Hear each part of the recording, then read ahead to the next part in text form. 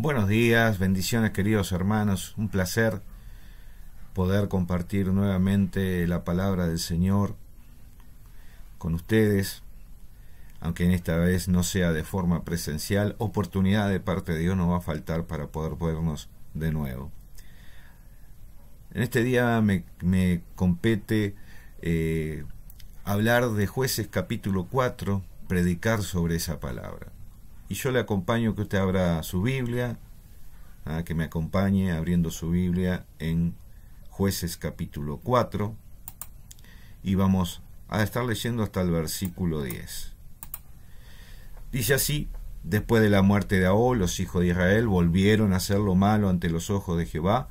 Jehová lo vendió en mano de Gabín, rey de Canaán, el cual reinó en Azor, y el capitán del ejército se llamaba Sísara, el cual habitaba en Jaroseg-Joí. Entonces los hijos de Israel clamaron a Jehová porque aquél tenía 900 carros cerrados y había oprimido con crueldad a los hijos de Israel por 20 años. Gobernaba en aquel tiempo en Israel una mujer, Débora, profetisa, mujer de Lapidob. Acostumbrada a sentarse bajo la palmera de Débora entre Ramat y Betel, en el monte Efraín, los hijos de Israel subían a ella a juicio. Y ella envió a llamar a Barab, hijo de Abinoab, de Sedés, de Nestalif, y le dijo: ¿no te ha mandado Jehová Dios de Israel diciendo: ve, junta tu gente en el monte de Tabor, y toma contigo 10,000 hombres de la tribu de Nestalí, de la tribu de Zabulón, y yo traeré hacia ti al arroyo de Sisón a Sísara, capitán del ejército de Gabín, con sus carros y ejércitos, y los entregaré en tu mano? Versículo 8. Barab le respondió: si tú fueres conmigo, yo iré, pero si no fueres conmigo, no iré. Y ella dijo: iré contigo, mas no será tuya la gloria de la jornada que emprendes, porque en mano de una mujer venderá Jehová a Sísara. Y levantándose Débora, fue con Barab a Sedet, y junto a Barak de Zabulón, y a Nestalí en Sedés, y subió con 10,000 hombres a su mando, y Débora subió con él. En este día, hermanos, yo quiero compartir una palabra que Dios colocó en mi corazón a través de su Espíritu, que es cómo alejarnos de un Dios omnipresente. ¿Cómo podemos alejarnos de aquel Dios que llena todo en todo, que está en todo lugar, con la plenitud de todos sus atributos? No hay nada que su presencia no habite, no llene, ¿verdad? Ahora, en estos tiempos del libro de los Jueces, vamos a encontrar más de 400 años de apostasía.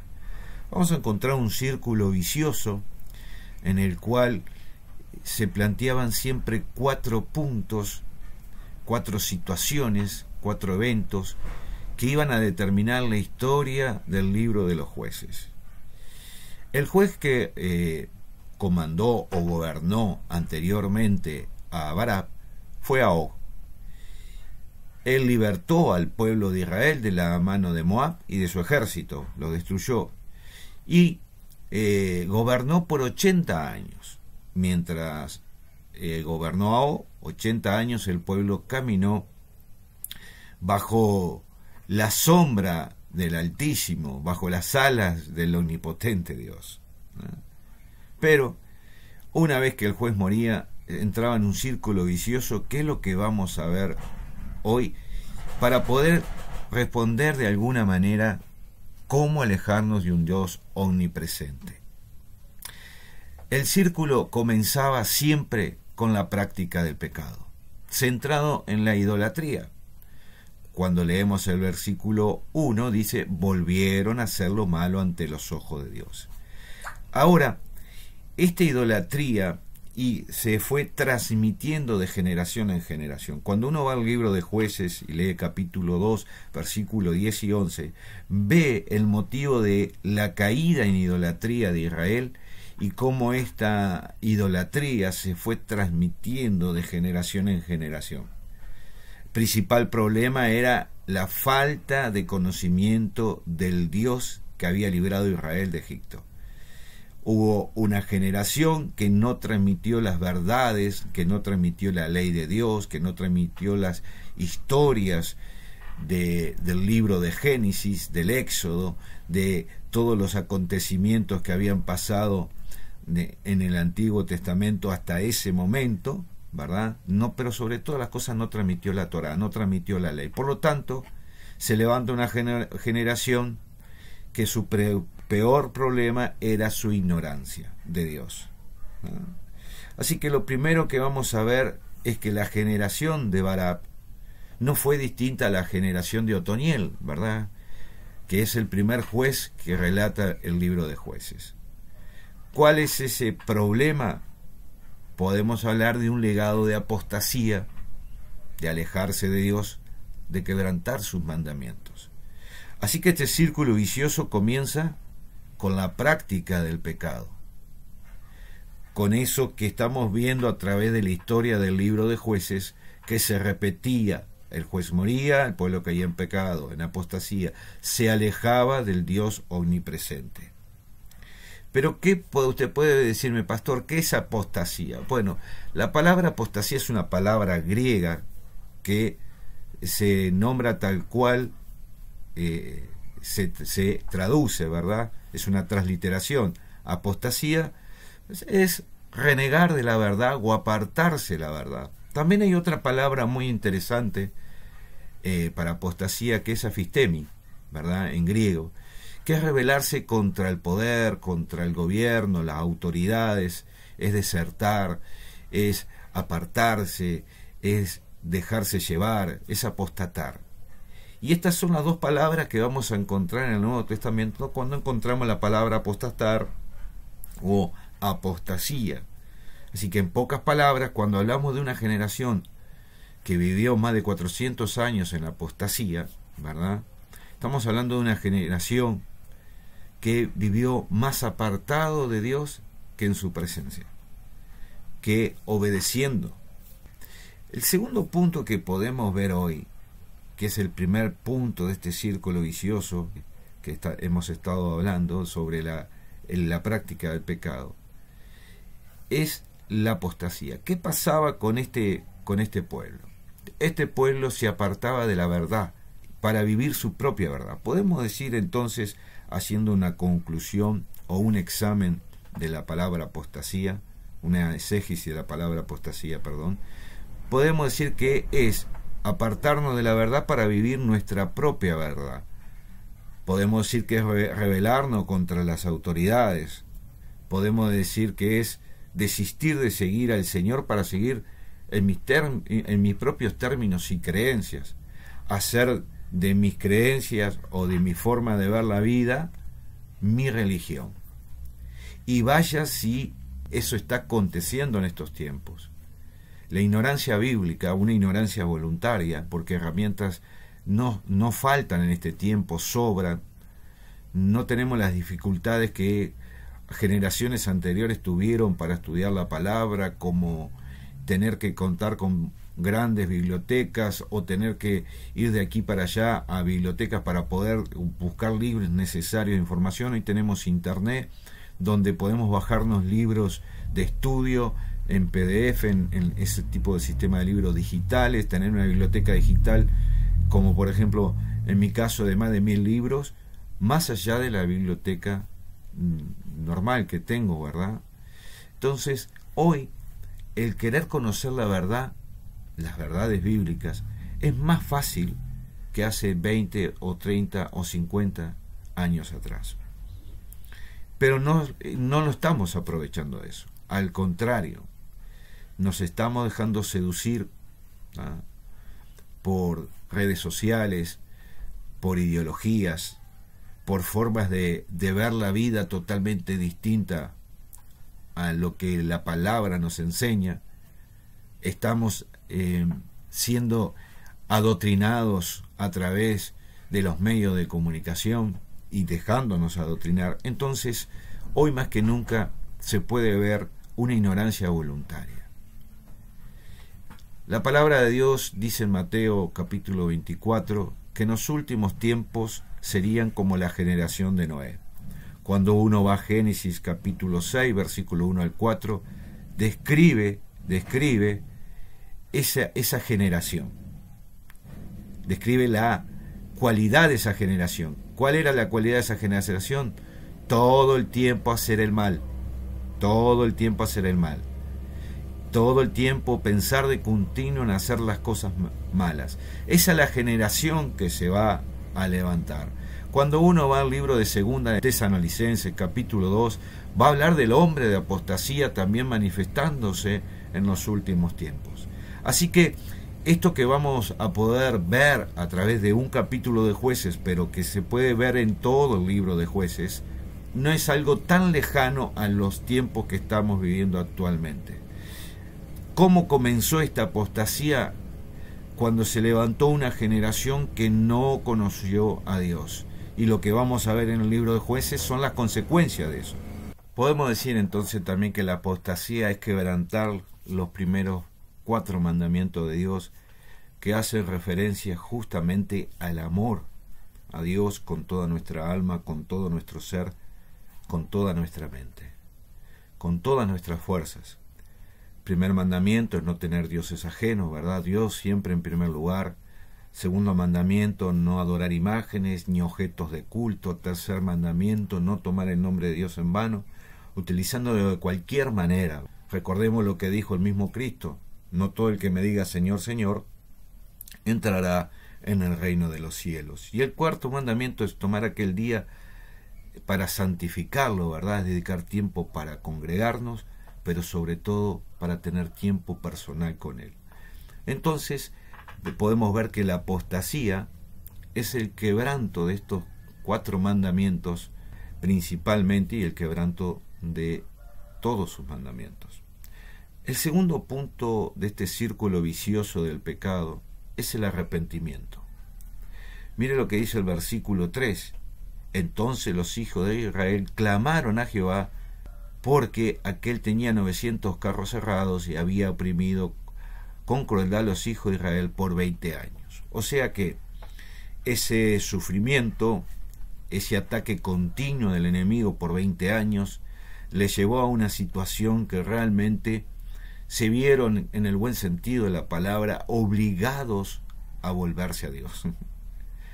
Cuando uno va al hebreo, esa palabra clamaron, tiene la idea de orar voz en cuello, de orar alto, gritando, ¿verdad?, con gran angustia en el corazón. Fue así que se acordaron de Dios y volvieron a su primer amor.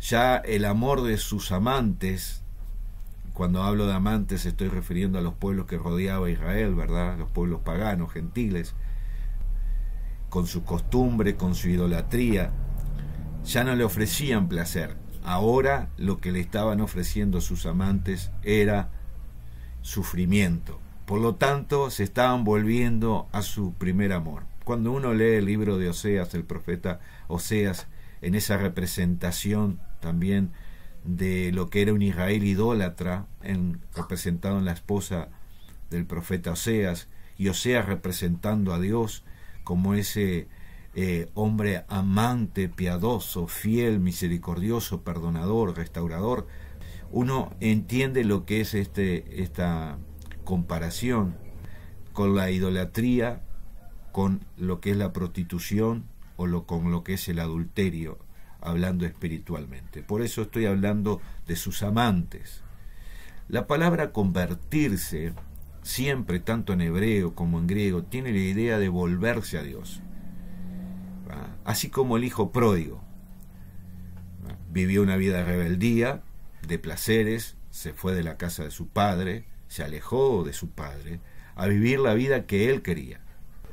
Pero cuando tocó fondo, él dijo estas frases que son maravillosas. Esto se encuentra en Lucas capítulo 15, versículos 17 y 19. Y volviendo en sí. Ese volviendo en sí lo podemos comparar con el versículo 3 de Jueces, cuando dice clamaron a Jehová. Ese volverse en sí significa darse cuenta de la condición en la que está viviendo, pero sobre todo darse cuenta de la condición de vivir bajo la sombra del Omnipotente, vivir en la plena manifestación de la presencia de Dios, vivir en obediencia, vivir conforme a sus parámetros. Y si volviendo así dijo, ¿cuántos jornaleros en la casa de mi padre tienen abundancia de pan y yo aquí perezco de hambre? Y esta era su situación, y esta es la situación espiritual de todo hombre o mujer que le dé la espalda al Señor, que entre en ese espíritu de apostasía, de alejarse de la verdad, de rebeldía, ¿verdad? Es una vida de hambre, de escasez, de miseria espiritual. Porque el mismo Pedro hizo una gran declaración: ¿a dónde iremos si solo tú tienes palabra de vida eterna? Sigue diciendo la historia del hijo pródigo: me levantaré, mire las acciones, me levantaré e iré. Esto me está mostrando volverse al Padre, ¿verdad? Esto me está mostrando arrepentimiento. Y no solo que se iba a levantar y iba a volver a la casa de su padre, y le diré: Padre, he pecado contra el cielo y contra ti. Yo no soy digno de ser llamado tu hijo, hazme como uno de tus jornaleros. Este era el pensamiento del hijo pródigo, ¿verdad? Pero nos muestra aquí realmente la condición del ser humano. Condición en que en algún momento tú y yo estuvimos en nuestra vida. En algún momento vivimos alejados de nuestro Dios, en una condición que dice Efesios 2:1 que estábamos muertos en nuestros delitos y pecados. Estábamos alejados de la casa de nuestro Padre, viviendo una vida de miseria espiritual, de pobreza espiritual, pudiendo disfrutar de las más ricas bendiciones espirituales, como habla Efesios 1:3, vivíamos en una anemia espiritual que nos iba a llevar a la muerte, y no solamente a la muerte física, nos iba a llevar a la muerte espiritual, a la segunda muerte. Pero, por su gracia y misericordia, escuchamos la voz de nuestro Padre, recordamos el origen espiritual de cómo fuimos todos nosotros creados, y nos volvimos a la casa de nuestro Padre. Y claro que nuestro Padre nos restauró, claro que nuestro Padre estaba en el portón esperando, y cuando nos vio llegar, Él salió a nuestro encuentro con sus brazos llenos de amor, de gracia y misericordia, y nos abrazó, nos besó, nos restauró, hizo una fiesta. Pensamiento del hijo pródigo era: no le importaba ya en el buen sentido de la palabra no ser su hijo, aunque uno no pierde la identidad de hijo, ¿verdad? Porque cuando nosotros hemos aceptado, hemos recibido al Señor en nuestro corazón y hemos creído que Él fue levantado de los muertos, ahí somos engendrados no por carne ni sangre, ni por voluntad humana, sino engendrados en Dios. Y eso nos hace y nos da la potestad de ser hechos hijos de Dios. Parafraseé Juan capítulo 1, versículo 12 y 13. Recibirle, creer, eso nos da la potestad de ser hechos hijos de Dios. Y claro que el hijo creía en el poder del perdón del Padre, sabía que el Padre le iba a perdonar, lo que él no sabía quizás cómo él le iba a restaurar. Qué bueno es nuestro Dios, Padre de misericordia y de toda gracia. El tercer punto de este círculo vicioso del pecado es el arrepentimiento, el oído omnipresente que todo lo escucha de nuestro Dios. Dios tenía para el tiempo de restauración de Israel, para esta generación de Barak, Dios tenía preparado 2 jueces, Débora y Barak. El Dios omnipresente también es el Padre de misericordia. Padre que, como hemos visto en la historia del hijo pródigo, espera a sus hijos en el portón. Acerquémonos al trono de la gracia confiadamente, dice el libro de Hebreos. Confiadamente, ¿por qué? Porque si hemos conocido su amor, si hemos tenido un encuentro con su amor, hermano, usted y yo, entonces sabremos y viviremos lo que dice Primera de Juan 4:18, que el perfecto amor echa fuera todo temor. Y cuando está hablando de temor, está hablando del temor del juicio. Entonces, cuando hemos sido perfeccionados en su amor, nosotros tememos a Dios. Tememos a Dios en el buen sentido de la palabra, en el sentido de respetarlo, de honrarlo, de querer agradarle, de obedecerle, de vivir conforme a sus parámetros y no conforme a los nuestros. El cuarto punto de este círculo vicioso y el último: tiempo de vivir en la plena manifestación de su presencia, de habitar bajo su abrigo, bajo el abrigo del Altísimo y bajo sus alas, las alas del Todopoderoso Dios. El tiempo del perdón, de la restauración, tiempo en que el Espíritu Santo, acomoda lo espiritual a los espirituales, acomoda nuestra vida porque nosotros queremos vivir una vida espiritual, una vida que le agrada al Señor. Entonces podemos ver en estos 4 puntos ese círculo vicioso en que vivió cada generación de cada juez que Dios levantó.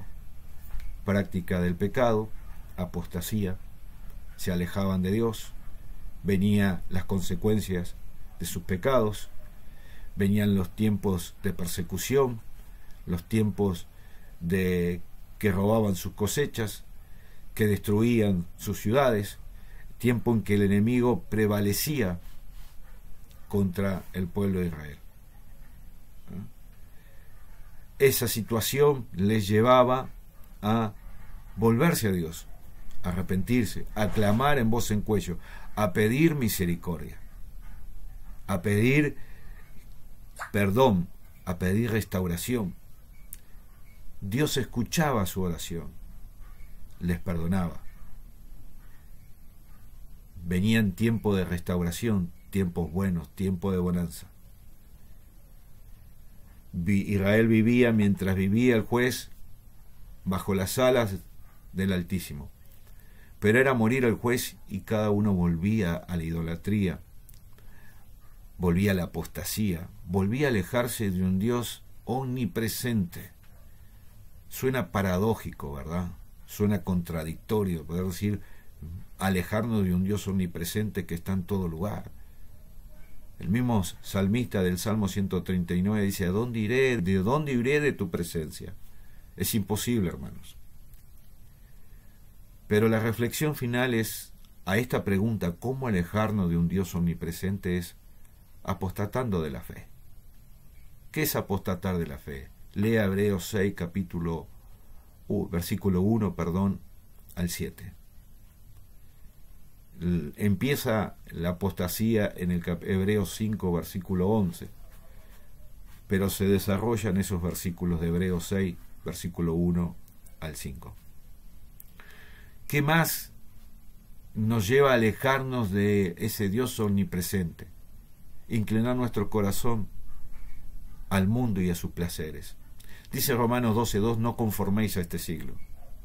Conformarse a este siglo malo, dice Efesios capítulo 2, este siglo que está bajo la autoridad del príncipe del aire. Estas generaciones que serán como las generaciones de Noé, estas generaciones apóstatas, como ya le comenté de 2 Tesalonicenses capítulo 2. ¿Qué otra cosa más nos aleja de un Dios omnipresente? Rebelármonos contra Él, vivir contrariamente a sus verdades, viviendo nuestras propias verdades, bajo nuestros parámetros, bajo lo que nosotros entendemos y bajo lo que nosotros pretendemos de Dios, pero no bajo lo que su palabra nos enseña. Ahora la pregunta: ¿encontramos la explicación de cómo sucede eso de alejarnos de Dios o alejarnos de la forma de vivir la cual Dios quiere que tú y yo vivamos? ¿Cómo podemos acercarnos a Él? Primeramente con un arrepentimiento sincero, comprometernos a vivir conforme a sus verdades, conforme a los parámetros de su palabra, creer en su obra redentora, en su amor, gracia y misericordia, así como creyó el Hijo pródigo. vivir con un corazón agradecido a Dios. Y el que vive con un corazón agradecido a Dios, sirve a Dios, entiende el papel de siervo. El siervo está para obedecer a su amo y para servir en todo lo que su amo así le pida. Entonces, claramente podemos ver en este capítulo de Jueces, capítulo 4, lo que es alejarse de Dios, lo que es volverse a Dios. Pero sobre todas las cosas podemos ver las consecuencias de vivir alejado de Dios y las consecuencias de vivir en la plena voluntad soberana del Dios omnipresente, omnipotente, omnisapiente. Hermanos, son tiempos difíciles, donde solamente los valientes y esforzados podrán correr esta buena carrera, pelear esta buena batalla y guardar la semilla de la fe, como dice 2 de Timoteo 4:7. Cuando habla de guardar la semilla de la fe, o de haber guardado la fe, dice, he guardado la fe, está hablando del granero donde se guardaban las buenas semillas. Es tiempo, hermanos, de abrir nuestros ojos. Dios siempre habló claramente y nos reveló todo lo necesario de los tiempos que se vienen, tiempos escatológicos, para que usted y yo afirmemos nuestro corazón en sus promesas, afirmemos nuestro corazón en sus mandamientos, afirmemos nuestra vida espiritual en una búsqueda sincera, no una vida solamente espiritual de culto o cultual, que solamente se vive en esas 2 horas de culto, hora y media, 3 horas. Nuestra vida no se limite a las 4 paredes de un templo. Nuestra vida espiritual sea las 24 horas del día, los 7 días de la semana. Dios quiere una vida espiritual 24/7. Si alguno de ustedes se siente que se ha alejado de Dios, esta palabra para usted, ya sabe lo que tiene que hacer. Haga como el hijo pródigo. Vuelva a los brazos de su padre. Arrepiéntase con un corazón sincero. Pídale perdón y sin duda Él le perdonará. Él le limpiará de todas sus maldades y Él restaurará su vida. Que Dios le bendiga, hermanos. Que la gracia del Dios Todopoderoso siga siendo tan viva y eficaz en la vida de cada uno de nosotros. Que nuestros ojos estén siempre mirando al autor y consumador de nuestra fe. Estén siempre mirando una cruz vacía, una tumba vacía. Si queremos buscar a Cristo, no lo busquen en una cruz vacía, no lo busquen en la tumba.